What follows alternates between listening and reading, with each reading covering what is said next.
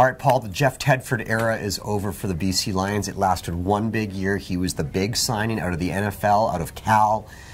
It didn't work out. It was a 7-12 season. Yeah. What happened here? Well, I think what happened is he was a stopgap, and my fear whenever you see a fairly big name come into the CFL from an American situation, whether it's the NFL or college, I wonder if the CFL has the prestige to hold on to that.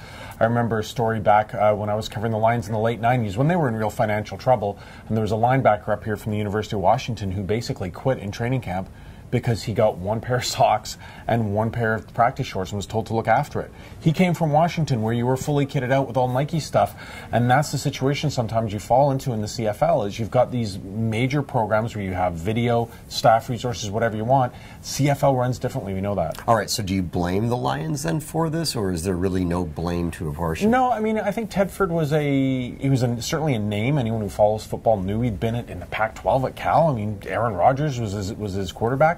Had some star power, and he played in the CFL, so he should have had respect for the league. But I always thought if a college opportunity came up, it's better.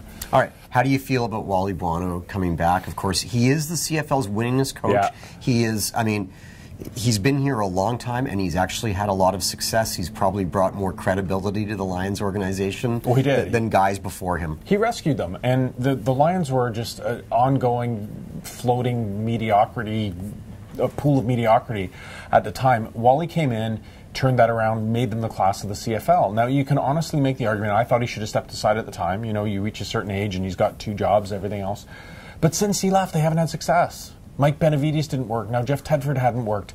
You know what you get in Wally. Can he still do it? I guess that's what we have to wait and find out. But this is the problem, Jonathan, in the CFL. Who else?